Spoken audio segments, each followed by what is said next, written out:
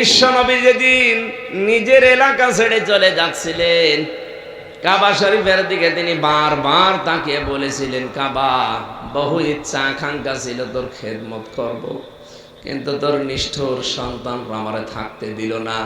আমি তোকে ভালোবাসি, আমি আশা করছি আবার আমি ফিরে আসব। মহান আল্লাহ ওই দিন তাকে আয়াত নাযিল করে শুনিয়েছিলেন, ইন্নাল্লাযী ফারাদা আলাইকাল কুরআনা লারাদ্দুকা ইলা মাআদ। অবশ্যই কোরআনের আইন মানা ফরজ। লারাদ্দুকা ইলা মাআদ, লামে তাকিদ। হে নবী, আপনি আজ চোখের পানি ফেলতে ফেলতে ভারাক্রান্ত মন নিয়ে আপনি চলে যাচ্ছেন, যান, আপনাকে আমি গ্যারান্টি দিলাম অতি শীঘ্রই আপনাকে এই জায়গায় আবার আমি ফিরিয়ে নিয়ে আসব। সাইদি সাহেবের সাথে একজন যুবতী মেয়ের কণ্ঠ মিলিয়ে এমন এমন নেকেট কথা, খারাপ কথা লাগিয়েছে, আমার এই শোনাচ্ছে ওই কাঁচের ঘরের ভেতরে মাটির নিচে, আর বলছে, দেখ তোদের হুজুর কত নিচে নেমেছে। এখন ওই জায়গায় আমি তো একা, আর শয়তানরা সব চারিদিকে একা একা। কি বলবো, বাইরে যদি আমার মনে হচ্ছে যদি বাইরে হতো ওইরকম মানুষকে আমি পিটিয়ে মেরে ফেলতাম, এরপর আমার চা হইতো। কাউন্টার টেররিজমের নামে এই শয়তানগুলো এত এত মানুষকে ওরা দুনিয়া থেকে বিদায় করে দিয়েছে। আমারে মাঝে মাঝে ওই ট্রেনটা দেখাইতো, মাঝখানে একটা পুকুর আছে আর চারিদিকে ঘর, ওখানে নাকি মাগুর মাছ পালা হয়, বিদেশি মাগুর, যে মানুষ আমরা এর ভেতরে বিভিন্ন শখ দিয়ে এই ড্রেন দিয়ে নামিয়ে দেয়, ওই মাছে খেয়ে ফেলে। রাসূলিহিল আমিন ওয়া আলা আলিহি ওয়া আসহাবিহি ওয়া আতবাইহি আজমাইন লাইলা ওয়া নাহারান ফিত তারফাইন। فقد قال الله تعالى في كلامه المجيد وبرهانه التوحيد، أعوذ بالله من الشيطان الرجيم، بسم الله الرحمن الرحيم। রিভাব দেন, রিভাব দেন। يا أيها الذين آمنوا اركعوا واسجدوا واعبدوا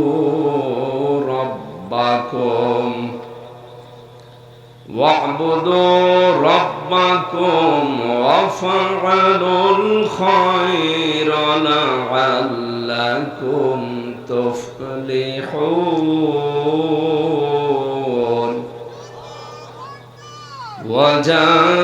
وجاهدوا في الله حق جهاده هو اجتباكم وما جعل عليكم في الدين من حرج، ملة أبيكم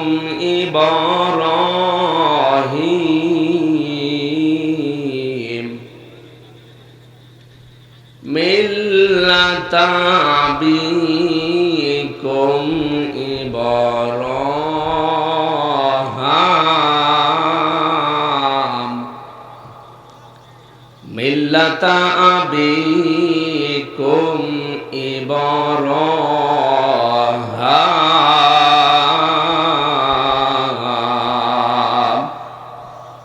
هو سماكم المسلمين، صدقت يا ربنا। عن أبي هريرة رضي الله تعالى عنه قال قال النبي صلى الله عليه وسلم আল হাজ্জু ইয়াহদিমু মা কানা ক্বাবলা, রাহু ইবনে মাজাহ। وما زادهم إلا إيمانا وتسليما اللهم صل على سيدنا مولانا محمد وعلى آله সুন্নাত নয় শুধু দাওয়াতের মেহমান, সুন্নাত নয় শুধু খাওয়া শেষে মধুপান। আলহামদুলিল্লাহ, বাংলাদেশের ঐতিহ্যবাহী জেলা সাতক্ষীরা আশাশুনি থানার অন্তর্গত বাহাদুরপুর মধ্যপাড়া বাইতুল মামুর জামে মসজিদের উদ্যোগে তাফসীরুল কোরআন মাহফিলের সুনামধন্য সভাপতি, বিশিষ্ট ইসলামী চিন্তাবিদ, শিক্ষাবিদ অধ্যাপক মাওলানা জুবায়ের হোসাইন আতালাল্লাহু উমরাহু ওয়া বারাকাল্লাহু ফি হায়াতি, বলেন আমিন।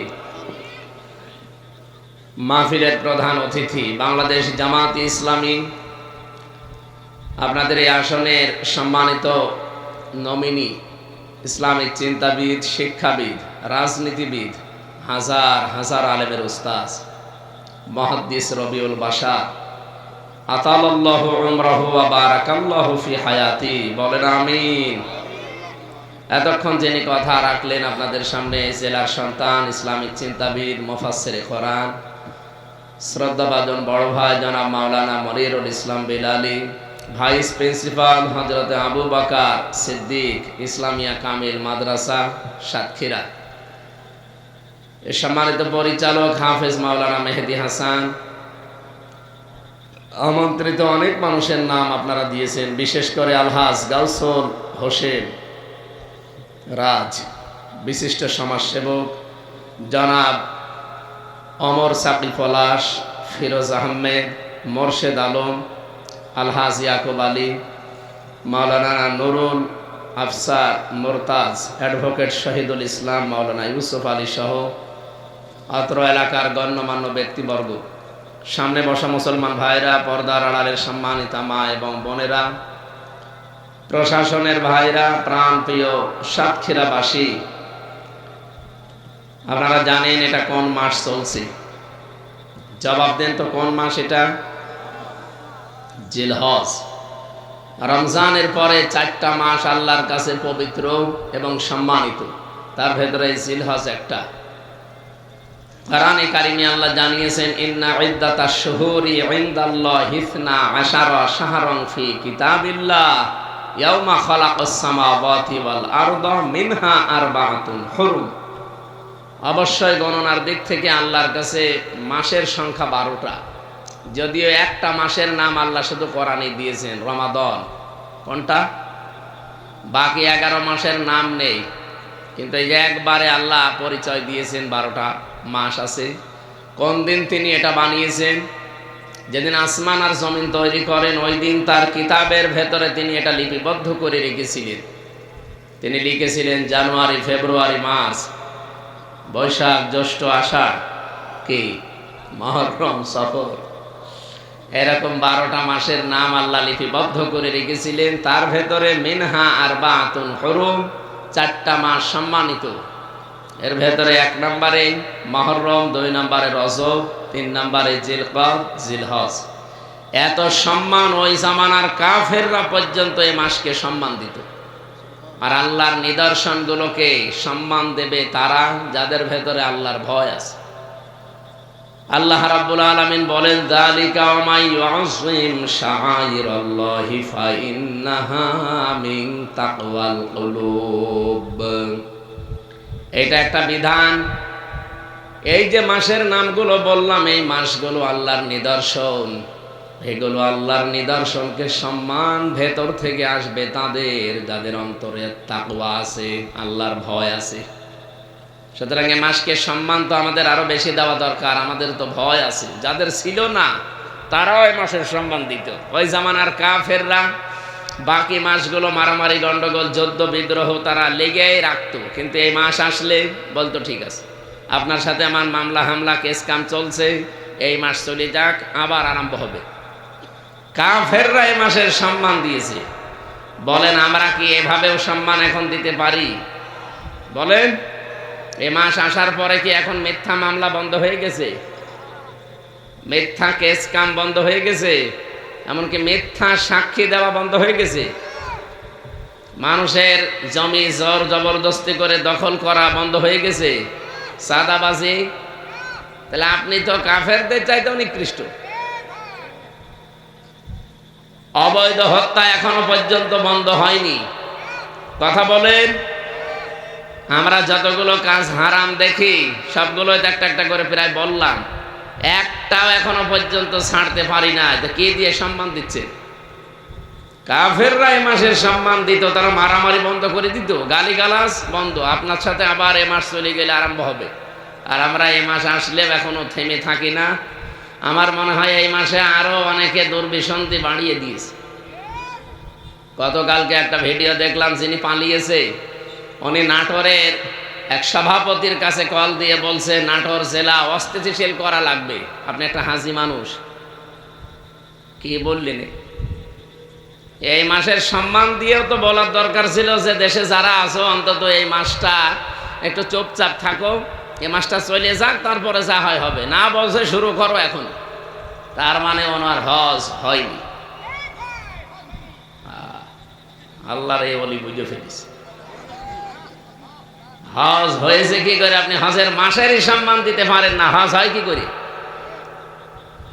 এই জন্য আমরা অন্তত যারা তাকওয়া নিয়ে চলি, আল্লাহর ভয় আমাদের ভেতরে আছে, এই মাসের সম্মান দেওয়া যাবে না? বলেন বলেন, কিভাবে সম্মান দেবেন? ভালো ভালো কাজ যেগুলো আছে এগুলো আরো বেশি বাড়িয়ে দেওয়া লাগবে। তাআওয়ানু আলাল বিররি ওয়াত তাকওয়া ওয়া লা তাআওয়ানু আলাল ইসমি ওয়াল উদওয়ান। অন্যায় কাজ যেগুলো আছে এগুলোকে বন্ধ করা লাগবে, এই পথগুলো রুদ্ধ করে দেওয়া লাগবে। এটা এই মাসের সম্মান। এই মাসের সম্মানের ভেতরে গুরুত্বপূর্ণ কাজ আছে। ও ঠিক আছে, যেহেতু একটা সম্মানিত মাসের ভেতরে আমরা আসি, খুশি হয়ে বলছি আলহামদুলিল্লাহ। বলেন বলেন, আপনাদের এলাকায় কি এই প্রশংসা সমস্যা নাকি জয় বাংলা শুরু করব? সেই দিন কোন মাহফিলে জানো? হ্যাঁ ঠিক আছে, অন্তত যারা পেছনে আছেন এবার সামনে আসেন, এসে বসে। এটা ভিডিও হচ্ছে, সারা দুনিয়া যাচ্ছে। মানুষ সামনে 2 জন থাকলেও অসুবিধা নেই, ওরা 5 লাখ করে নেবে। এই জন্য সামনে বসে, আপনার চেহারাটা তামাম দুনিয়ায় চলে যাবে ইনশাআল্লাহ। এই জায়গাটা যেন ফাঁকা না থাকে, এখানে বসেন, 2-1 জন বসেন। তাড়াতাড়ি করেন, তাড়াতাড়ি করেন। দরুদ আর সালাম পাঠ করছি আমাদের নবী মুহাম্মদুর রাসূলুল্লাহ সাল্লাল্লাহু আলাইহি ওয়াসাল্লামের প্রতি। বিশ্বনবী জানিয়েছেন, কোরআনে কারীম আল্লাহর কাছে এত বেশি দামি, পবিত্র, আমার কথা যেমন আমার কাছে দামি মনে হয়, মর্যাদাপূর্ণ মনে হয়, অনেক কিছু মনে হয় যে আমার কথা এটা, আল্লাহর কথা কোরআন এটা আল্লাহর কাছে ঠিক ওই রকমই মনে হয়। বিশ্বনবীকে আল্লাহ জানিয়েছেন পৃথিবীতে যত নফল ইবাদত আছে সবচাইতে উত্তম এবং আমি আল্লাহর কাছে পছন্দনীয় ইবাদত হচ্ছে কোরআনে কারীমের তেলাওয়াত। নবীজি হাদিসে বর্ণনা করেন, আফদালুল ইবাদাতি তিলাওয়াতুল কোরআন। জোরে বলেন সুবহানাল্লাহ। মসজিদে নববীতে একবার প্রবেশ করলেন তিনি, ডান দিকে তাকিয়ে দেখলেন কিছু মানুষ কোরআন শরীফ নিয়ে আলোচনা করছে আর কয়েকজন শুনতেছে। বাম দিয়ে তাকিয়ে দেখলেন কিছু মানুষ জিকির করছে। নবীজি বললেন, 2 দল ভালো কাজে আছে, নেকির কাজে আছে, তবে সবচাইতে উত্তম কাজে আছে তারা যারা আল্লাহর কোরআন নিয়ে ব্যস্ত আছে। আমাকে আল্লাহ এই মুহূর্তেই নির্দেশ দিয়েছেন আমি যেন কোরআনে কারীমের এই ময়দানে শ্রোতা হিসাবে বসে পড়ি। সাতক্ষীরাবাসীকে বললাম, আপনারা টের পেয়েছেন, বিশ্ব নবী যদি এখন বেঁচে থাকতেন, আরে সাতক্ষীরা আশাসনে বাহাদুরপুরে এই লাইন দিয়ে যদি তিনি হেঁটে যেতেন, কোরআনে কারীমের ইজ্জতে এই সম্মানে তিনি শ্রোতা হয়ে এই ময়দানে আমাদের মতো বসে পড়তেন। কত বড় দামি জায়গায় আপনি বসে আছেন, আপনি নিজেও এখনো টের পাননি। এই জায়গাটায় নবীজি বসতেন, এরকম একটা জায়গায় আল্লাহ আমাকে আপনাকে শ্রোতা হিসাবে বসিয়ে রেখেছেন। খুশি হয়ে বলেন আলহামদুলিল্লাহ। দরুদ আর সালাম পাঠের মাধ্যমে আজকের তেলাওয়াতকৃত আয়াত থেকে তাফসীর আকারে কিছু কথা বলতে চাই। সূরা হজ, কোন সূরা? এটা কোন মাস চলছে? হজের মাস, জিলহজ। এখানে আয়াত আছে প্রায় ৭৮টা। আমরা একটা মাত্র আয়াতের আর আরেক আয়াতের হাফ পড়েছি। যতটুকু পড়লাম এর ভেতরে আমরা তাফসীর করার চেষ্টা করব ইনশাআল্লাহ। বিশ্বনবী জানিয়েছেন আল হাজ্জু ইয়াহদিমু মা কানা ক্বাবলা। কোন মানুষ যদি হজ করে, ওর পেছনের যত অপরাধ আছে আল্লাহ সব মাফ করে দেয়। কিন্তু হজের মতো হওয়া লাগবে। আজ হাজারো হাজী সাহেবকে মানুষ আর হাজী বলে ডাকে না, পাঁজি বলে ডাকে। কি কথা বলেন না কেন? কারণ হাজী হওয়ার জন্য যে কথাগুলো সে কাবায় গিয়ে বলে আসে, ওই কথাগুলো এখন প্র্যাকটিক্যাল লাইফে এসে আর ঠিক রাখতে পারে না। আমি 16 সালে গিয়েছিলাম। যখনই গোসল করার পরে এই কাফনের কাপড় মানে এহরামের কাপড় আমাকে পরিয়ে দিল, তার মানে ওই দিন থেকে আমি যেন বিশ্বাস করে নিয়েছি যে আমি মরে গেছি। মানুষ তো মারা যাওয়ার পর তাকে কাফনের কাপড় পরানো হয়, কবরে দেওয়া হয়, অথচ আমি নিজেই জীবিত থাকতে আমাকে নিজে নিজে গোসল করালাম, নিজেকেই কাফনের কাপড় মানে এহরামের কাপড় নিজেই পরলাম। এটা বিশ্বাস নিয়ে পড়লাম যে আমি মরে গেছি, বাকি যেই জীবনটা আমার আছে এটা আমার বোনাস হায়াত। কথা বলেন না কেন? আমি তো মরে গিয়েছিলাম। না মরলে মানুষ এরকম সাদা কাপড় পরে? আমি নিজে নিজেই মরে গেছি, নিজে নিজেই কাফনের কাপড় পরেছি, বাকি ছিল শুধু কবরে যাওয়ার। কবরে যাওয়ার আগে আমি আল্লাহর কাছে কয়েকটা কথা বলে আসলাম তার ঘরে গিয়ে। লাব্বাইক আল্লাহুম্মা লাব্বাইক লা শারিকা লাকা লাব্বাইক ইন্নাল হামদা ওয়ান নি'মাতা লাকা ওয়াল মুলক লা শারিকা লাকা লাব্বাইক। কথাগুলো এত গুরুত্বপূর্ণ এবং তাৎপর্যপূর্ণ, আমার এই ছোট মাথার ভেতরে এই কথার ব্যাখ্যা আমি এভাবে নিয়েছি, কোন মানুষ যদি এই 3টা কথা স্পেশাল ভাবে মেনে চলতে পারে, ওর জীবন আমার আল্লাহর খাতায়, হাজিরা খাতায় হাজি হিসাবে উঠে যাবে। আর হজের সওয়াব কি বললাম? পুরস্কার আল হাজ্জু ইয়াহদিমু মা কানা ক্বাবলা। যারা হজ করে তাদের পেছনের যত আমল আছে আমার আল্লাহ সব কবুল করে নিয়ে তাকে তার পেছনের অপরাধ সব মাফ করে দেয়। এই জন্য যে কথাগুলো বলা হয় হজে যাওয়ার পরে, এটা একটু খেয়াল করা দরকার। এবার প্রায় 16 লক্ষ হাজি আল্লাহর ঘর তাওয়াফ করছে অলরেডি। এখন আপনি 1-2 জন মনে করছেন, 16 লক্ষ। আপনার সাতক্ষীরা পুরা জেলা মিলে যত মানুষ আছে, এতগুলো মানুষ আজকে আল্লাহর ঘর কাবায় আছে। আমি হিসাব করে দেখেছি, বাস্তবতা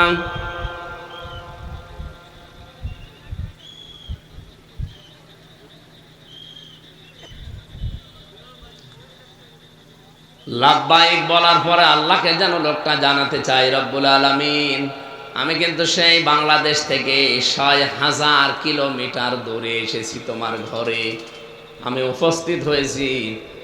কারণ এই ডাকটা আমি শুনেছিলাম হযরত ইব্রাহিম নবী ডাক দিয়েছিলেন, ওয়াদ্দিন ফিন্নাসি বিল হাজ্জি ইয়াতুকা রিজালাও ওয়া আলা কুল্লি যামিরি মিআতিনা মিন কুল্লি ফাজ্জিন আমিক। হযরত ইব্রাহিমকে আল্লাহ আদেশ দিয়েছিলেন আপনি আযান দেন, ঘোষণা দেন, মানুষকে আহ্বান করেন। হজ সংক্রান্ত আপনি শুধু আযান দিয়ে ঘোষণা দিয়ে জানিয়ে দেন, তামাম পৃথিবীতে যে আওয়াজ পৌঁছিয়ে যাবে, কারণ এটা পৌঁছানোর দায়িত্ব আমি আল্লাহর। আপনি হয়তো এখানে মুখে আযান দিলে হয়তো খুব বেশি হলো 200-300 হাত দূরে যাবে, নাইকে বেশি হলো 1/2 কিলোমিটার গেল। আপনার এই আওয়াজকে তামাম পৃথিবীতে পৌঁছিয়ে দেওয়ার দায়িত্ব আমি আল্লাহ নিয়েছি, আপনি শুধু আযানটা দেন। মানুষ দেখবেন আপনারা ঘোষণা শোনার পরে বিভিন্ন যানবাহনে চড়ে, উঠে চড়ে, কত কিছুতে চড়ে তারা এখানে চলে আসবে আল্লাহর ঘর তাওয়াফ করার জন্যে। আমাদের জাতির পিতা হযরত ইব্রাহিম কতদিন আগে ঘোষণা দিয়েছিলেন, তামাম দুনিয়া থেকে মানুষ এই ঘোষণা শুনে আর চলে যায়। এখন যারা গেছে তারা যাওয়ার পরেই বলছে লাব্বাইক আল্লাহ আমি চলে এসেছি, আমি হাজির। এই নামটা আমির হামজা তোমার কুদরতের খাতায় একটু লিখে নাও। আল্লাহ তাআলা বলেন দাঁড়া, এখান থেকে কয়েকটা কথা আমাকে শোনা। ইন্নাল হামদা বলা হয় যে আমি আজকে থেকে যত প্রশংসা করব দুনিয়ায় আর কারো প্রশংসা আমার মুখ দিয়ে, আমার অঙ্গ প্রত্যঙ্গ দিয়ে, আমার কোনো কিছু দিয়ে পৃথিবীর কারো প্রশংসা আর হবে না। এখন থেকে যদি প্রশংসা করি শুধু তোমার করব। এই জন্য হামদের আগে আলিফ লাম দিয়ে আপনি নির্দিষ্ট করে দিলেন। প্রশংসাটা শুধুমাত্র কার হবে বলেন তো? আরো জোরে বলেন। এটা গ্যারান্টি দিয়েছেন আপনি ইন্না দিয়ে। হামদালিল্লাহ বললেও তো হয়ে যেত। হামদের আগে আলিফ লাম দিয়ে, এর আগে ইন্না দিয়ে আপনি কত বড় গ্যারান্টি দিয়েছেন, আপনি টের পেয়েছেন। আরবি বোঝেন না, এই জন্য টের পাননি। এত বড় গুরুত্ব দিয়ে বললেন আল্লাহ আজকে থেকে পৃথিবীতে আর কারো প্রশংসা করব না, যদি প্রশংসা আমি করতেই পারি কার? অন্নেমাতালাকা, যত নিয়ামত তুমি আমাকে দিয়েছো, এই যে আমি কথা বলতে পারি এটা তোমার নিয়ামত। আমাকে যে প্রভাব প্রতিপত্তি এলাকায় দিয়েছো এটা তোমার নিয়ামত। আমাকে যে জ্ঞান দিয়েছো এই জ্ঞান নিয়ামত কার? আমি যে ক্ষমতা পাবো এই ক্ষমতা নিয়ামত কার? আমাকে যা দিয়েছো সব তোমার নিয়ামত, এমনকি আমার ছেলে মেয়েও তোমার দেওয়া নিয়ামত। আমার সবগুলো আমি আজকে থেকে তোমার জন্য শুধু ব্যয় করব, অন্য কারো জন্য না। ও বাংলার মুসলমানেরা কান খাড়া করে শোনেন, রেকর্ড হচ্ছে। তামাম দুনিয়ার হাসিদেরকে বলছি, দ্বিতীয় এই কথাটা আপনি আল্লাহর ঘর তাওয়াফ করার সময় দিয়ে এসেছিলেন। এটা যদি আজ বাংলাদেশে এসে রাখতে পারতেন, এই দেশে আমার মনে হয় আল্লাহর প্রশংসা বাদ দিয়ে অন্য কারো প্রশংসা হতো না। আর আমার যত নিয়ামত আছে সব আল্লাহ বাদে অন্যের জন্য ব্যয় হতো না। আপনি রাজনীতি করবেন আল্লাহর জন্য করা লাগবে, কারণ এটাও নিয়ামত। আপনার যে এলাকায় প্রভাব প্রতিপত্তি আছে এটা ব্যয় করা লাগবে আল্লাহর জন্য, এটা নিয়ামত। আপনি বলে এসেছেন কাবা শরীফে। 3 নম্বরে স্পেশাল ভাবে আর একটা কথা বলা হয় আল মুলক। এটা মুলক মানে রাজত্ব, রাজনীতি। আল্লাহ আমি বাংলাদেশে গিয়ে যদি কোন রাজনীতি করে থাকি, রাজত্ব যদি আমি অর্জন করি, রাজ্য রাজনীতি যদি আমি চালাই, এটা শুধু তোমার জন্য করব। সাতক্ষীরাবাসী কে কোন দলে আছেন, মতে আছেন আমি জানি না, এটা এখন বাদ দেন। বলেন তো হাসিদের এই 3টা কথা, লক্ষ লক্ষ হাসি এখন সারা পৃথিবী থেকে 16 লাখের উপরে হাসি এখন বাংলাদেশ থেকে লাখের উপরে। বলেন তো এই মানুষগুলো এসে যদি এই কথাটা ঠিক রাখতে পারতো, এই দেশের আর কারো লাগতো না, শুধু হাজিরাই যথেষ্ট ইসলাম কায়েমের জন্য। যখন আপনারা চলে আসবে হাজিরা হজ শেষ করে, বিদায় তাওয়াফ করে যখন আপনি আসবেন, সর্বশেষ একটা কথা আল্লাহকে বলা লাগে। কি সেটা? লা শারিকা লাকা লাব্বাইক। হে আল্লাহ আমি চলে যাচ্ছি, আমার নামটা তুমি হাজিরা খাতায় লিখে রেখো, তার মানে জান্নাতের খাতায় লিখে দিও। আমি চলে গেলাম, আমি কিন্তু মুশরিক না।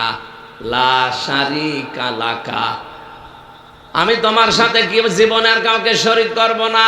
তোমার শক্তির সাথে, তোমার আইনের সাথে, তোমার নিয়ামতের সাথে অন্য কাউকে আমি আর শরীক করব না। আমি এটা তোমাকে লিখে দিয়ে গেলাম। আমি বিদায় তাওয়াফ করে চলে যাচ্ছি আজ। এই যে আসবে আরাফাতের পরেই তো হজ শেষ হয়ে যাবে, মানুষজন আসতে থাকবে। সারা বিশ্বের যেখানে যে যাবে শুধু হাজিরাই যথেষ্ট, যারা পৃথিবীতে আল্লাহর দিন কায়েমের জন্য, আর কারো লাগবে না। শিরিকের ব্যাপারে কথা আপনি 2 বার বলেছেন এই তালবিয়ার ভেতরে। লাব্বাইক আল্লাহুম্মা লাব্বাইক বলার পরেই বলা লাগে লা শারিকা লাকা লাব্বাইক, আর ওই শেষের দিকে বলা হয় লা শারিকা লাকা লাব্বাইক। এই কথাটা 2 বার বললেন কেন? কাবা শরীফে প্রবেশ করেছিলেন যে জায়গাটা আল্লাহ এত বেশি নিরাপত্তা দিয়েছেন, ওই জায়গাকে কোরআনে কারিমে সূরা আলে ইমরানের ৯৭-৯৮ নাম্বার পড়বেন আয়াত, ৪ নাম্বার পারার প্রথম নাম্বার পৃষ্ঠার ৬ নাম্বার লাইনে আছে, ওমান দাখালাহু কানা আমিনা। আল্লাহ পাক বলেন, আমার এই ঘরের ভেতরে কেউ যদি প্রবেশ করে তাকে আমি নিরাপত্তা দিয়ে দেই। এখানে হাসি আছে যারা একটু জিজ্ঞাসা করেন, কাবার এরিয়ার ভেতরে গেলে আপনি নিরাপত্তা, আপনি নিরাপদ। এমনকি আপনার বাবার হত্যাকারী কেউ যদি আপনি দেখেন না, কিছুই বলতে পারবেন না। হ্যাঁ, কাবার বাইরে আমি দেখেছি সেখানে মারামারি হয়, গন্ডগোল হয়, গালিগালাজ আছে, ছিনতাই আছে, সেখানেও মানুষকে কম বেশি করছে অনেক কিছু। কাবার এরিয়ার ভেতরে কোনো সমস্যা আমি পাইনি, একটাই মাত্র কারণে যে আমিনা আল্লাহ দিলেন, এটা নিরাপত্তার জায়গা। কারণ কাবার এরিয়ার ভেতরে নিরাপত্তা পাওয়ার একটাই কাজ, সেখানে শিরিক নেই। কি কথা বলেন না কেন? সেখানে শিরিক নেই, এই জন্য জায়গাটা আমার আল্লাহ নিরাপত্তার চাদরে ঢেকে রেখেছেন। কাবার এরিয়া যতটুকু আপনি কোন রকমের ঝামেলা আমি তো অন্তত পাইনি। নারী পুরুষ পাশাপাশি দাঁড়িয়ে নামাজ পড়ছে, আজ পর্যন্ত কোনো অঘটন ঘটেছে আমরা শুনিনি। কি কথা বললেন না? আমি নিজে নাইজেরিয়ার একজন মহিলার পাশে দাঁড়িয়েছিলাম, কাবার পাশে, নামাজ শুরু হয়ে গেছে, তড়িঘড়ি করে করবো কি পাশে, পরে দেখছি একজন মহিলা, সবাই সবাই ওই জায়গায় সব একটাই চিন্তা যে আমার কি হবে, আমার কি হবে। যেন মানুষ গায়ে লাথি লাগলেও কিছু বলতে চায় না, মনে হয় যে পোষা বিড়াল, মনে হয় যে লাথি দিয়েছে। অথচ কাবার বাইরে এসে আপনি একটা লাথি না, ওর দিকে চোখ গরম করে তাকান তো।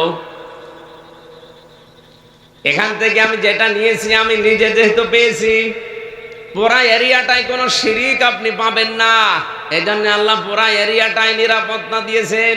বাংলাদেশ তো আর কাবা শরীফ না, কাবা শরীফ বলেন, এই ৫৬,০০০ বর্গ মাইলের এই বাংলাদেশকে যখন নিরাপত্তা দিয়ে যদি এখন ঢেকে রাখতে চান, বাংলার মানুষ কি করেন আমি জানি না, এই মুহূর্তে সিদ্ধান্ত নেওয়া লাগবে যে জীবনে আমরা কোনোদিন আর শিরিক করব না।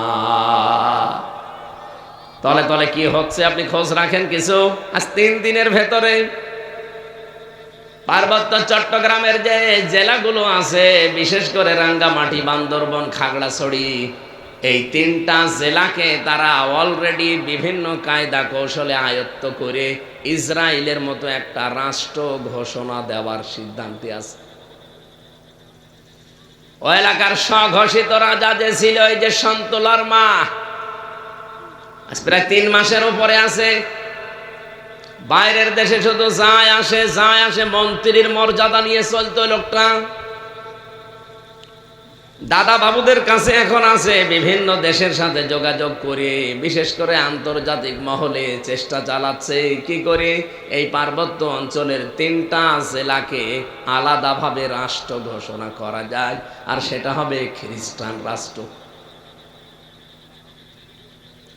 বিশ্বের বহু জায়গায় এই ষড়যন্ত্র চালিয়ে ওরা অলরেডি আলাদা আলাদা রাষ্ট্র করে ফেলেছে, আমরা দেখেছি।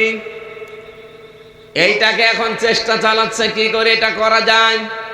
রেকর্ড হচ্ছে, হুঁশিয়ারি করে বলছি, বাংলাদেশের 18 কোটি মানুষের একজনও যদি বেঁচে থাকে, ৫৬,০০০ বর্গ মাইলের একটা বর্গ মাইলও কাউকে দখল করতে দেওয়া হবে না।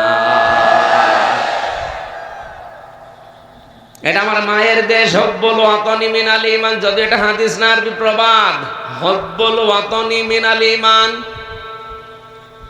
দেশপ্রেম এটা ঈমানের অঙ্গ। বিশ্বনবী যেদিন নিজের এলাকা ছেড়ে চলে যাচ্ছিলেন, কাবা শরীফের দিকে তিনি বারবার তাকিয়ে বলেছিলেন, কাবা, বহু ইচ্ছা আকাঙ্ক্ষা ছিল তোর খেদমত করব, কিন্তু তোর নিষ্ঠুর সন্তানরা আমারে থাকতে দিল না। আমি তোকে ভালোবাসি, আমি আশা করছি আবার আমি ফিরে আসব। মহান আল্লাহ ওই দিন তাকে আয়াত নাযিল করে শুনিয়েছিলেন, ইন্নাল্লাযী ফারাদা আলাইকাল কুরআনা লারাদ্দুকা ইলা মাআদ। অবশ্যই কোরআনের আইন মানা ফরজ। লা রাদ্দুকা ইলা মাআদ লামে তাকিদ। হে নবী, আপনি আজ চোখের পানি ফেলতে ফেলতে ভারাক্রান্ত মন নিয়ে আপনি চলে যাচ্ছেন, যান। আপনাকে আমি গ্যারান্টি দিলাম অতি শীঘ্রই আপনাকে এই জায়গায় আবার আমি ফিরিয়ে নিয়ে আসব। আল্লাহ আসেন নাই? এই কথা বলেন না কেন? কয় বছর পরে? মাত্র 10 বছরের ব্যবধানে নবীর আকাঙ্ক্ষা আল্লাহ পূরণ করে আবার সেখানে নিয়ে এসে রাষ্ট্রপ্রধান বানিয়েছেন। আর আমরা অলরেডি 54 বছর পার করে ফেলেছি। আশায় থাকতে থাকতে 54 হাতে দেশটা তুলে দেবে। আমাদেরকে নিজের বাড়িতে থাকতে দেননি, নিজের এলাকায় থাকতে দেননি, নিজের ডিস্ট্রিক্ট আমার কুষ্টিয়াতে আমি কতদিন যেতে পারিনি। আমি যাওয়ার আগে পুলিশ বাড়ি যেয়ে বসে থাকে। আমার গ্রামের বাড়ি কুষ্টিয়ার সদর থানা পাঠিকাবাড়ি ইউনিয়নে। আমি এমনিতেই বছরে হয় 2-3 বার করে বাড়িতে যেতাম, থাকতাম ঢাকাতে, বাইরের দেশে। বাড়ি আসার আগেই দেখি 2 গাড়ি পুলিশ। কি গো, জানেন কি করে আপনারা? আমি নিজে জানি না যে আমি বাড়ি আসবো, আর আপনারা জেনে ফেলেন। হুজুর, আপনার পেছনে কিরামান কাতিবিন আছে। সব সময় ওরা লোক ফিট করে রেখেছিল। আমি কোথায় যাই, কোখানে কি করি, মোবাইলে কি কথা বলি, সব ওরা রেকর্ড করেছে। এই যে 3 বছর জেলে ছিলাম, রিমান্ডে আমারে 10 দিন সব শুনিয়েছে। কোথায় কার সাথে কি কথা বলেছি সব দেখাচ্ছে। আমার সব চাইতে আশ্চর্য লেগেছিল ওদের এই রেকর্ড করা দেখে।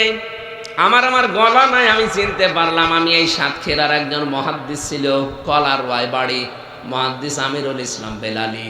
নাম শোনেননি? আল্লাহর বান্দার সাথে আমি একদিন কথা বলেছিলাম। উনি আমাদের মুফাসসির পরিষদ আলেমদের একটা সংগঠন, এর বাংলাদেশের উনি সভাপতি ছিলেন ওই সময়, সে 18 সাল 19 সালে। একেবারে 11 সাল থেকে শুরু করে 20 সাল পর্যন্ত পুরা 10 বছর আমি কোথায় কি করেছি প্রত্যেকটা রেকর্ড করে করে কম্পিউটার থেকে নামিয়েছি। কি কিরামান কাতিবিন লাগিয়েছিল টের পেয়েছে।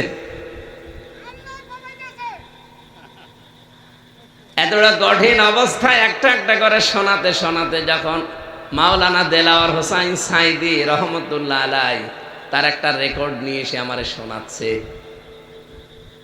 তার সম্মান বাড়ানোর জন্য না, গোয়েন্দা বিভাগের যারা নিয়ে এসেছিল, আমার মনে হয় ওটা ডিবির লোক হবে, কারণ কারো তো আর এখানে নাম লেখা নেই।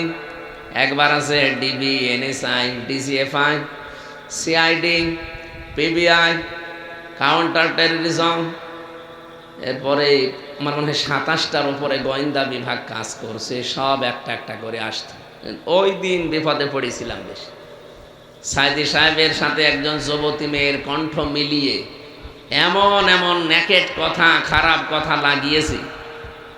আমার এই শোনাচ্ছে ওই কাঁচের ঘরের ভেতরে মাটির নিচে, আর বলছে দেখ তোদের হুজুর কত নিচে নেমেছে। এখন ওই জায়গায় আমি তো একা, আর শয়তানরা সব চারিদিকে, একা একা কি বলবো। বাইরে যদি আমার মনে হচ্ছে যদি বাইরে হতো এরকম মানুষকে আমি পিটিয়ে মেরে ফেলতাম, এরপর আমার চা হইতো। কাউন্টার টেররিজমের নামে এই শয়তানগুলো এত এত মানুষকে ওরা দুনিয়া থেকে বিদায় করে দিয়েছে। আমার মাঝে মাঝে ওই ট্রেনটা দেখাইতো, মাঝখানে একটা পুকুর আছে আর চারিদিকে ঘর, ওখানে নাকি মাগুর মাছ পালা হয়, বিদেশি মাগুর, যে মানুষ আমরা এর ভেতরে বিভিন্ন শখ দিয়ে এই ড্রেন দিয়ে নামিয়ে দেয়, ওই মাছে খেয়ে ফেলে। কঠিন অবস্থার ভেতরে সবচাইতে বেশি বাংলাদেশের ইসলামপন্থীদেরকে দেশে বিদেশে মোড়লদের সামনে জঙ্গি জঙ্গি এই নাটক যারা সাজিয়েছে, 1 নম্বরে মনিরুল গোপালগঞ্জের, 2 নম্বরে আসাদুজ্জামান, এটা গোপালগঞ্জের, মাল সবই গোপালগঞ্জের। আমার মনে হয় বাংলার 16-18 কোটি মানুষ এই দুইজনকে মাফ করা জীবনও ঠিক হবে না। এরা বহু সন্তানের, বহু মানুষের জীবন বিনা কারণে নষ্ট করেছে। ইসলামী ছাত্রী সংস্থার 2 বোনকে তারা এখনো পর্যন্ত এই জঙ্গির মামলা নাটক সাজিয়ে এখনো জেলে রেখে দিয়েছে। আমরা চাই এই 2 বোনকে অতি তাড়াতাড়ি দ্রুত মুক্তি দেওয়া হোক। এক কথা বলে না কেন? আমি নিজেরটা তো নিজে দেখেছি যে কেমন মিথ্যা সাজায় ওরা।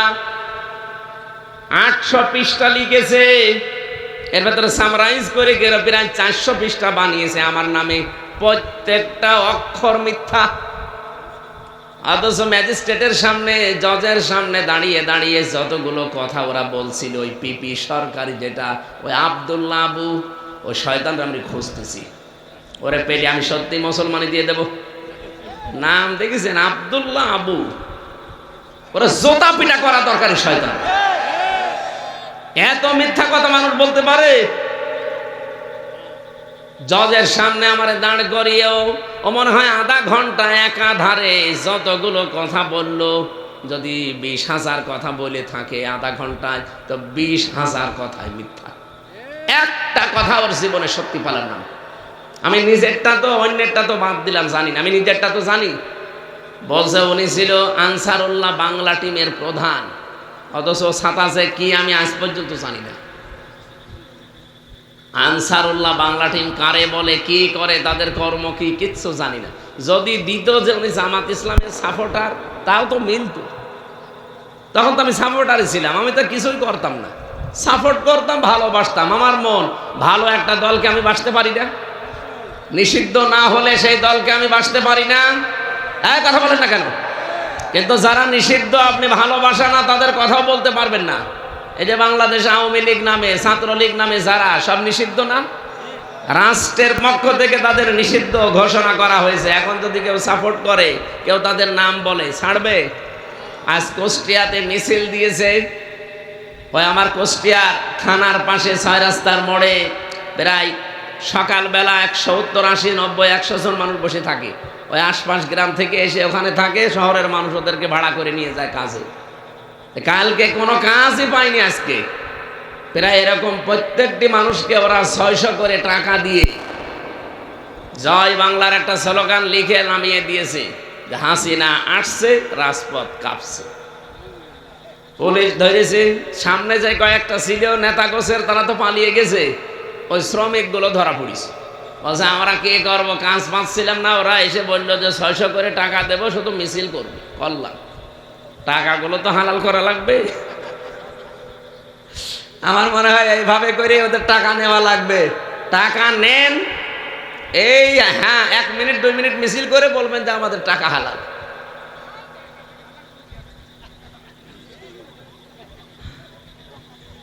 নিষিদ্ধ ঘোষিত কোন দলের সাপোর্টার, তাকে আমি ভালোবাসি, আমি তার নাম করি, এরকম তো করি নাই। আমি সাপোর্ট করতাম বাংলাদেশ জামাত ইসলামীকে, তাদের কাজকর্ম দেখি। আর আপনি আমারে ট্যাগ দিলেন যে আমি আনসারুল্লাহ বাংলা টিমের প্রধান। শয়তানও বিশ্বাস করে না। ম্যাজিস্ট্রেট এবং জজ পর্যন্ত হেসে ফেলেছে এই কথা যখন ওই লোকটা বলছিল। না, একটা কথা হইল, এই হুজুরের ওয়াজ আমি শুনি না, সারা দেশ চলে, আমি নিজেও তার ওয়াজ শুনে রাত্রে ঘুমাতে যাই। আর আপনি কি বলেন? আচ্ছা না স্যার, তখন তো ওদের ভরা যৌবন। যেই ম্যাজিস্ট্রেট ওরা 10 দিন রিমান্ড চেয়েছিল, দিতে চায়নি, তারপরের দিন ওই ম্যাজিস্ট্রেটকে বদলি করে দিয়েছে। আইন আদালত বিচার কিছু ছিল নাকি? কি মনে হচ্ছে আপনার? কিচ্ছু ছিল না, সব ওদের বানানো পুতুল। পুতুলের মতো কাজ করতে পারলে তারে চেয়ারে বসিয়ে রাখতো, আর যদি বলতো না আমি অন্যায় কাজে নেই, ওরে বদলি না, ওর জীবনই শেষ করে দিত। ওই জামানায় একজন বিচারপতি বলেছিল না যে দেশটা আপনারা জাহান্নাম বানিয়ে ফেলেছেন, এমনি এমনি বলেছে একজন বিচারপতি কথা। মানে বিবেকের বিরুদ্ধে কাজ করা লাগতো প্রত্যেকটা। এটিএম আজহারুল ইসলামকে আজকে খালাস দিয়েছে এমনি না, আপনি দেখেছেন তার যতগুলো মামলার সাক্ষী, কেউ 6 কিলোমিটার দূর থেকে নাকি দেখেছে, কেউ 3 কিলোমিটার। আপনি বলতে পারেন যে 6 কিলোমিটার দূরে কি হচ্ছে এখান থেকে দেখা যায়? চোখে কি মানে সেই ইসরাফিলের মতো কিছু লাগানো ছিল? কি বানোয়ার জিনিস দিয়ে তারা এই মানুষগুলোকে দুনিয়া থেকে বিদায় করে দিল।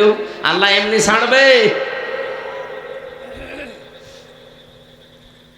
সাতক্ষীরাবাসী, আমি আহ্বান জানাচ্ছি, দেশে যারা দায়িত্বে আছেন, এই 15 বছরের ভেতরে যাদেরকে মিথ্যা মামলা দিয়ে, মিথ্যা সাক্ষী দিয়ে, জঙ্গির নাটক বলে বলে বহু মানুষের জীবন আপনারা জাহান্নাম বানিয়ে দিয়েছেন। এখনো পর্যন্ত কত মানুষ মিথ্যা জঙ্গির নাটক নিয়ে শুধু হক কথাগুলো নবীর পক্ষে, আল্লাহর পক্ষে বলার কারণে আজ হাজারো মানুষ এখনো জেলখানায়। আমি বহু মানুষের সাথে পরিচিত হয়েছিলাম ভেতরে, যে আল্লাহর নবীর বিপক্ষে অবস্থান নিয়েছে যারা, তাদেরকে শাতেমে রসুল বলে বলেছিল, নবীকে কেউ গালি দিলে, কষ্ট দিলে তাকে এই দেশ থেকে বিদায় করা লাগবে, অথবা তাকে ফাঁসির আদেশ দেওয়া লাগবে, এই কথা লিখেছিল ফারাবি নামে, শফিউর রহমান ফারাবি নামে একজন ভাই। সে এখনো পর্যন্ত জেল খাটতেছে। এরকম বহু মানুষকে শুধু মিথ্যা মামলা দিয়ে, মিথ্যা সাক্ষী দিয়ে, আমার বিরুদ্ধে 4 জন সাক্ষী ওরা টাকা দিয়ে জোগাড় করেছিল। আগস্টের 5 তারিখের পরে পরিবর্তন না আসলে আমার মনে হয় এখনো পর্যন্ত শ্বশুর বাড়ি থাকা লাগতো। যে 4 জন সাক্ষী দিতে গেছে তাদেরকে আমি জীবনে দেখিনি, তাদের চিনি না। বাড়ি কোথায়? কুষ্টিয়ায়, চড়হাসে, দোকানদার সব। আমি বললাম, ভাই আপনারা আমাদেরকে চেনেন? না। আপনি কি? একজন বলল, আমার নাম কুমার নাদা কি যেন, তার মানে হিন্দু মানুষ। ওই মিষ্টির দোকানে মিষ্টির দোকান দিয়েছে, ওরে বলেছে তোরে এত টাকা দেব, শুধু যে আমির হামজার বিরুদ্ধে এই কথাগুলো বলবি। ও ঠিক, যে ও কিছুই তো জানে না, আমার বাবার নামও জানে, ওর মুখস্থ করতে দিয়েছিল, ছাতা গেছে ভুলি। যাবার পরে বলছে, আপনি কার বিরুদ্ধে? বলছে আমির হামজা। আমির হামজার বাবার নাম কি?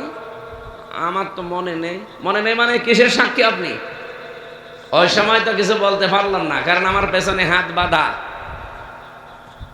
এতিমের মতো দাঁড়িয়ে আছে। আমার পক্ষে তো কেউ নেই, শুধু একটা উকিল ছাড়া, আর সব তো ওদের। মামলার আয়ু থেকে শুরু করে একেবারে ওই জজ পর্যন্ত সব ওদের।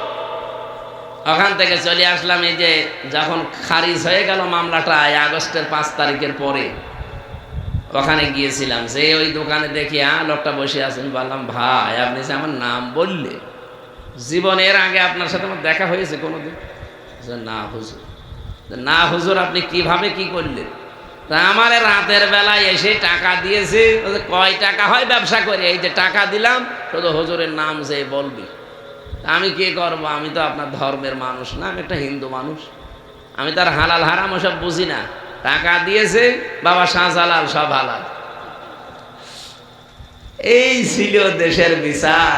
আর এখনো পর্যন্ত অনেকে সাফাই গায় যে ন্যায় বিচার চলছিল দেশে।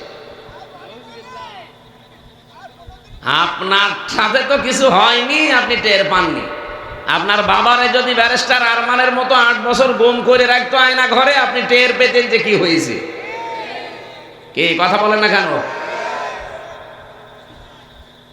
আমার ভাইরা, আমি যে আয়াত থেকে কথা বলার জন্য বসেছি, খুব ভালো করে শুনবেন, যেহেতু গুরুত্বপূর্ণ একটা বিধান। হাসিদেরকে আমরা আহ্বান জানাতে চাই, যে কথাগুলো আপনারা আল্লাহর ঘরে এখন বলতেছেন, ওই কথাগুলো যেন বাংলাদেশে এসে ঠিক রাখতে পারেন। আর কারো লাগবে না, দেশে আমরাই যথেষ্ট। সূরা হজের মাত্র একটা আয়াত থেকে আমরা এখন তাফসীর করার জন্য বসছি। আল্লাহ ঈমানদারকে ডাক দিয়েছেন। এখানে যারা ঈমানদার নেই, যারা বেঈমান আছেন, চলে যান। আপনার জন্য আজকের আয়াত না, আপনার জন্য আলাদা আয়াত আছে। যান ভাই, যান, তাড়াতাড়ি চলে যান। যারা বেঈমান আছে চলে যান। দুই একটা চলে যাচ্ছে, যাক, এই তাড়াতাড়ি যান। না, সব পায়খানার জন্য ঠিক আছে, কিন্তু ভালো লাগছে না এই কথা বলে যদি কেউ চলে যায়, তার ইমানের সমস্যা আছে। আমি একটা কথা এখনো পর্যন্ত বানিয়ে বলি নাই, কারণ অবিচার এগুলো চলছিল, হালকা টাচ দিয়েছি। এই কথা বললেন না কেন? আরে সাতক্ষীরার মানুষ তো আরো বেশি সাক্ষী। এদের বহু মানুষের বাড়ি ঘর বুলডোজার দিয়ে জালেমরা ভেঙে দিয়েছে। বাংলাদেশে এটা ফিলিস্তিন বানিয়ে ফেলেছিল, তারপরেও যে আপনারা টিকে আছেন, আলহামদুলিল্লাহ। সূরা হজের 77 নম্বর আয়াত থেকে বলছি, আল্লাহ শুধু ঈমানদারকে ডাক দিয়েছেন। এই জন্য আমাদের এই কথাগুলো শোনা দরকার, যারা ইমানদার বলে আমরা দাবি করি। ইয়া আইয়ুহাল্লাযীনা আমানু রুকউ ওয়াসজুদু ওয়া'বুদু রাব্বাকুম ওয়াফআলুল খায়রা লাআল্লাকুম তুফলিহুন। রব্বুল আলামিন বলেন, হে ইমানদারেরা, তোমরা রুকু করো, সেজদা করো, তোমাদের রবের ইবাদত করো, আর ভালো ভালো কাজে আঞ্জাম দাও, আশা করা যায় তোমরা সফল হবে। এবার আসেন তো আয়াতের ভেতরে আমরা কয়েকটা কথা পেলাম। এক নম্বরে ইমানদারের কাজ এই দুনিয়ায় হবে তারা যেন রুকু করে। কাকে? আরো জোরে বলেন। এদেশে বহু রুকু আছে, কেউ গাছ দেখলেও রুকু করে, আগুন দেখলে রুকু করে। হিন্দুরা তো দুর্গায় যে রুকু করে, আর মুসলমানরা দরগায় যে রুকু করে। এখানে দুর্গা, দরগা, গাছ, আগুন, পানি সব বাদ। রুকু যদি মুসলমান করতে চায়, কার জন্যে? আরো জোরে বলেন। এই যে রুকু শব্দটা, রাকাফাইন রাকউন, এই শব্দের শাব্দিক অর্থ হচ্ছে মাথা ঝোঁকানো। রুকু মানে শুধুমাত্র নামাজের এই রুকুই না, আল্লাহ পাক রুকু বলতে এখানে বুঝিয়েছেন আল্লাহর যত বিধান আছে এই বিধানগুলোর সামনে মানুষ যখন মাথা নত করে দেবে, আমি আল্লাহ ইমানদারদের কাছ থেকে এইটাই চাই। এই জন্য মানুষ যখন তাওবা করতে চায় তাদেরকে আল্লাহ জানিয়েছেন, ওয়া আনিবু ইলা রাব্বিকুম ওয়া আসলিমু লাহু মিন ক্বাবলি আইয়াতিয়াকুমুল আযাবু সুম্মা লা তুনসারুন। বলেন আল্লাহু আকবার। সূরা জুমারের ভেতরে আছে 53 নম্বর আয়াত। রব্বুল আলামিন বলেন, কেউ যদি তাওবা করতে চায়, এক নম্বরে তাকে ফিরে আসা লাগবে তার রবের দিকে। ওয়াসলিমু লাহু, আত্মসমর্পণ করা লাগবে। এই দুইটা শর্ত যখন মানবে মানুষ, কখন মানবে এই দুইটা? মিন ক্বাবলি আয়াতিয়াকুমুল আযাব, ওই আযাব আসার পূর্বে। সুম্মা লা তুনসারুন, যখন আর তাদেরকে সাহায্য করা হবে না। সাতক্ষীরাবাসী বলেন তো, আমাদের সাহায্য করা হবে না কোন দিন? মরণের সময়। মরণের সময় একমাত্র মানুষকে আর সাহায্য করা হবে না। এজন্য মরণ যেহেতু কারো জানা নেই কখন আসবে, যে কোনো সময় চলে আসতে পারে। এজন্য আমাদের তাওবা করা লাগবে, ফিরে আসা লাগবে, রুকু করা লাগবে। যেটাই বলেন, এ সবগুলো একটাই। এ সবগুলোর সময় এখন আল্লাহর বিধান পেলেই মাথা নত করে দেবেন। এটা কি 10 বছর পর না এখন? সবাইকে দিয়ে আল্লাহ এই কাজ করাবে না। এই যে রুকুর যে বিধানটা বলছি, আল্লাহর বিধান পেলে আপনি মাথা নত করে দেবেন, নিজের সে বলতে আর কিছু থাকবে না। এটা সবার জন্য না। আল্লাহু ইয়াজতাবি ইলাইহি মাইয়াশা ওয়া ইয়াহদি ইলাইহি মাইয়ুনিব। সূরা সূরার 13 নম্বর আয়াতে আছে, শেষের দিকে আল্লাহ বলেন, আমি যাকে যেতেবা করি, আমি যাকে পছন্দ করি, নির্বাচিত করি, মনোনীত করি, এই মানুষটাকে আমি আল্লাহ এই পৃথিবীতে আমার দিন কায়েমের জন্য তাকে বাছাই করে রাখি, তাকে এই কাজ করার জন্য সুযোগ এবং সুবিধা করে দেই। ওয়াহদি ইলাইহি মাইয়ুনিব, তাকে আমি পথ দেখাই যে মানুষটা আমি আল্লাহর দিকে মন থেকে ফিরে আসতে চাই। এখানে রুকু বলতে শুধুমাত্র নামাজের এই রুকুই না, আল্লাহর বিধান যেখানে যেটা আমরা পাবো। আমার নিজের বলতে আর কিচ্ছু নেই, কারণ আমি তো ঈমান এনে ফেলেছি। আমানতু বিল্লাহি কামা হুয়া বিআসমাইহি ওয়া সিফাতিহি আকাবিলতু জামিয়া আহকামিহি ওয়া আরকানিহি। এই কথাগুলো যে মানুষটা স্বীকার করে, মলে বিশ্বাস করে, ওর নিজের বলতে যেহেতু আর কিছু নেই, ওকে আল্লাহ নির্বাচিত করবেন, মনোনীত করবেন, পছন্দ করবেন, সুযোগ সুবিধা করে দেবেন দিন কায়েমের জন্য, তখন যখন দেখবেন এই লোকটা মন থেকে আল্লাহর দিকে ফিরে আসতে চায়।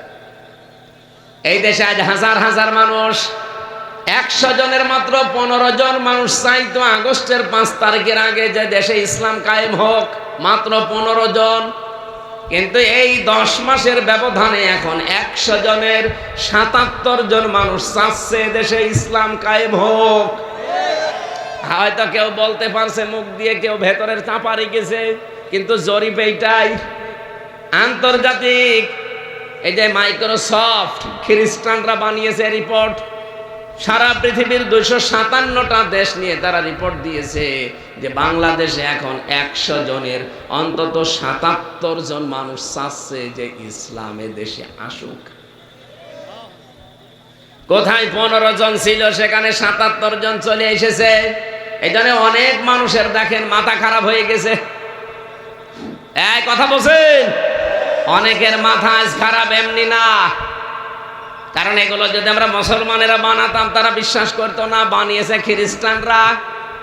এই জন্য ওরা চিন্তা করছে না, এই জন্যই ধর্ণা দিচ্ছে অনেকে দাদা বাবুদের কাছে।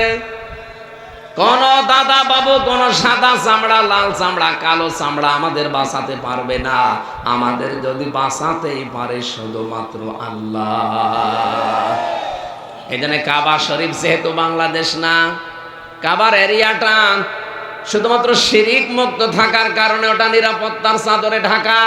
আমাদের এই 56,000 বর্গ মাইলও আমরা চাই আমরা শিরিক মুক্ত দেশ গঠন করব, তাহলে এই দেশটাও অন্তত নিরাপত্তার চাদরে ঢেকে দেবেন কে? বাংলাদেশ জামাত ইসলামের নিবন্ধন কেড়ে নিয়েছিল, তাদের প্রতীক বাতিল করেছিল। একটাই কারণ ছিল, তারা ওই শিরিকটা মানে নাই। শিরিক কি? ক্ষমতার উৎস আল্লাহ, আর ওরা বলতো না ক্ষমতার উৎস জনগণ। নিজেরা সংবিধান বানিয়ে নিয়ে এই শিরিকটা ঢুকিয়েছিল। বাংলাদেশ জামাত ইসলামী বলেছিল এরকম নিবন্ধনের দরকার নেই, যে নিবন্ধন থাকলে জাহান্নামী হওয়া যায় না, দরকার হয় নিবন্ধন না নিয়ে মরে যাব। কিন্তু আল্লাহর জয়, আল্লাহ দিয়ে দিয়েছে এই 12 বছর পর। কথা বলেন না কেন? ওই বাংলাদেশে তো 73টা দল আছে, কেউ তো এই শিরিকের বিরুদ্ধে কথা বলে না। আপনারা যে বলেন যে আমাদের আকীদা ঠিক নেই, এই মিথ্যা কথা চাপিয়ে দেওয়ার জন্য আপনি কিয়ামতে আসামি হবেন। আকীদা ঠিক নেই আপনাকে কে বলেছে? বাংলাদেশ জামাত ইসলামীর আকীদাই বাংলাদেশে একমাত্র আকীদা, যে জমিন যার আইন চলবে তার। এর বাইরে যদি কারো আকীদা থাকে, এই আকীদা পোষণ করতো বলেই তো তারা এই নিবন্ধন বাতিল করে দিয়েছিল। তারা বলেছিল ক্ষমতার উৎস জনগণ নয়, ক্ষমতার উৎস কে? আন্নাল কুওয়াতা লিল্লাহি জামিয়া ইন্নাল্লাহা আলা কুল্লি শাইইন কাদির। আর আপনি আর রাজনীতি করার জায়গা পান না, শুধু এসে এখানে বাঁশ দেন না, নিজের পেছনে বাঁশ না দিয়ে অন্যের পেছনে বাঁশ দিতে যান। আমরা চাই এদের শিরিক মুক্ত করে আল্লাহর নিরাপত্তার চাদর দিয়ে কাবা শরীফের মতো এই 56,000 বর্গ মাইল আমরা পরিবেষ্টিত করে রাখতে চাই। এখন যত শত্রুতা হচ্ছে আমাদের পার্বত্য চট্টগ্রাম নিয়ে, ওটা যদি নিয়ে নিতে পারে আস্তে আস্তে ফেনী, এরপরে কুমিল্লা, এরপরে ঢাকা, চলে আসবে আপনাদের সাতক্ষীরা, সব হাতছাড়া হয়ে যাবে। কি হচ্ছে কিছু টের পাচ্ছেন না। এই শয়তানরা পালিয়ে গেছে ঠিক আছে, ও পালিয়ে কি বসে আছে? ওদের মেধা তো সব ঠিক আছে, কারণ শয়তানি কাজ এখন আরম্ভ করেছে। এ দেশে থাকতে একেবারে ওপেন করতো, এখন চলছে গোপনে গোপনে।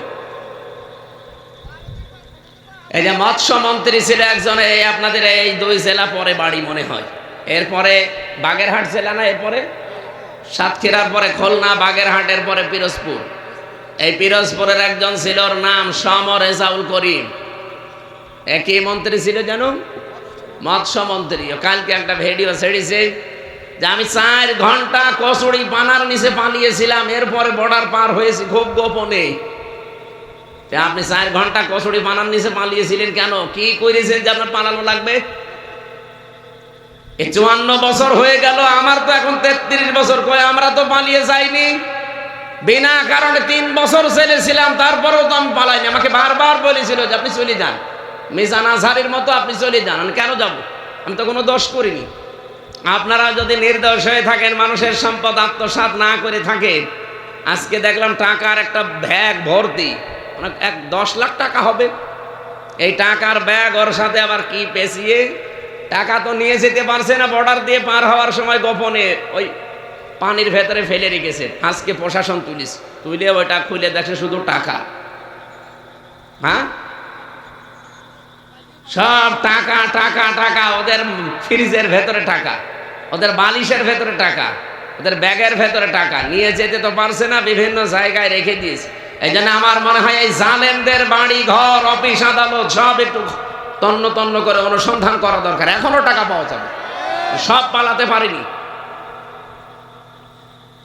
কি করলেন যে আপনার পালিয়ে যাওয়া লাগবে কচুরি পানার নিচে 4 ঘন্টা পালিয়ে থেকে? কি কষ্ট করেছি আমি, আল্লাহ আমাকে বাঁচিয়ে দিয়েছে। ওরে শয়তান, তুই আল্লাহ বিশ্বাস করিস? তোর মুখে আল্লাহ মানাই?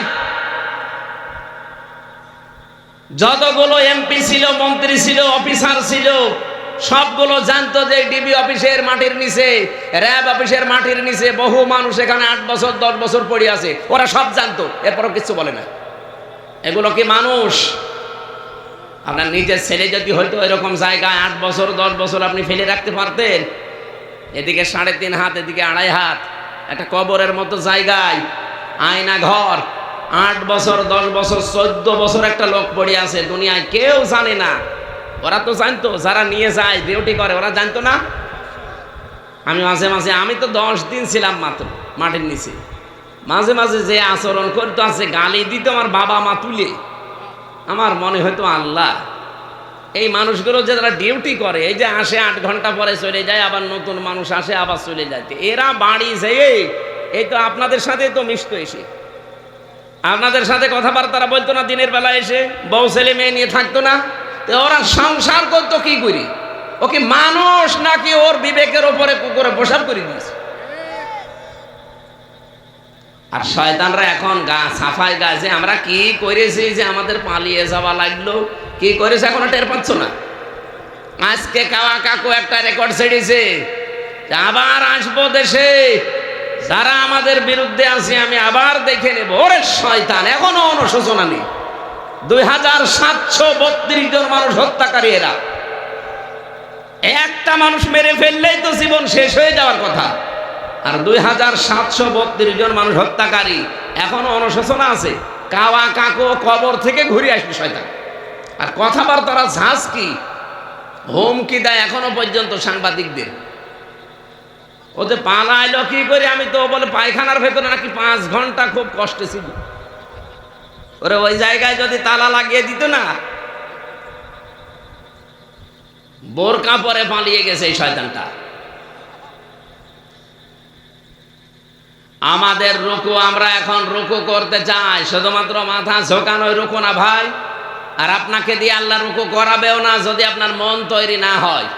ওয়াহদি ইলাইহি মাইয়ুনিব, যে লোকটা আল্লাহর দিকে আত্মসমর্পণ করে, ফিরতে চায়, মাথা নত করে, রুকু করে, এই মানুষটাকে দিয়ে আল্লাহ দিনের কাজে লাগায়, তাকে একামতে দিন, দিন কায়েমের কর্মী হিসাবে আল্লাহ তাকে কবুল করে। সবাইকে করবে না। সুতরাং যাদেরকে আল্লাহ করছে, অনেকে কিন্তু এখন আস্তে আস্তে ফিরে আসতেছে। আল্লাহ যেন আমাদের সবাইকে কবুল করেন, বলেন আমিন। অসজুদু 2 নম্বরের সেজদা করা লাগবে। সেজদা কি? শুধুমাত্র কপালে মাটি লাগানোই সেজদা না। কোরআনে কারিমে সেজদা এই শব্দটা এত বেশিবার ব্যবহার হয়েছে।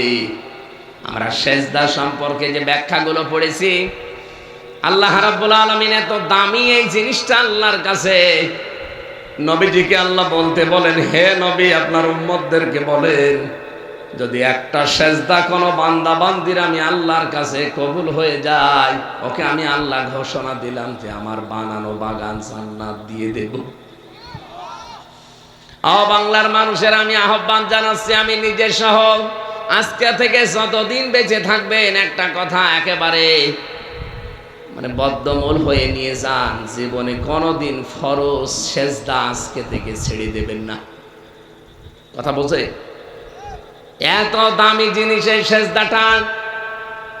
আল্লাহ আমাদের চেহারার দিকে তাকালেই যে মনে হয় আল্লাহ আমাদের সেজদা দেওয়ার জন্যই বানিয়েছে। হাত দিয়ে, কপাল দিয়ে, নাক দিয়ে, হাঁটু দিয়ে, এভাবে দুনিয়ার কোন সৃষ্টি আর সেজদা দিতে পারে? কত মানুষ এখানেও আছে শুধু ঈদের নামাজে সেজদা দেয়, তাছাড়া ওর জীবনে আর কোনো সেজদা নেই। শুধু জমার নামাজে সেজদা দেয়, আর কোনো সেজদা নেই। ও বাংলার মানুষ, পৃথিবীতে যার জীবনে যত বেশি সেজদা থাকবে, আর ওই সেজদাটা যদি সেজদার মতো হয়, কিয়ামতের দিন সে আল্লাহর নিকটবর্তী তত বেশি থাকবে। কোরআনে কারীম জানিয়েছে ওয়াসজুদ ওয়াকতারিব। হে নবী, আমার বান্দা বান্দীদেরকে বলেন, ওরা যদি আমার নিকটে আসতে চায় তারা যেন সেজদা দেয়। আপনি মন থেকে গভীর রজনীতে একটু লম্বা সেজদা দিয়ে দেখবেন, একটা আলাদা প্রশান্তি আল্লাহ আপনাকে দান করবে।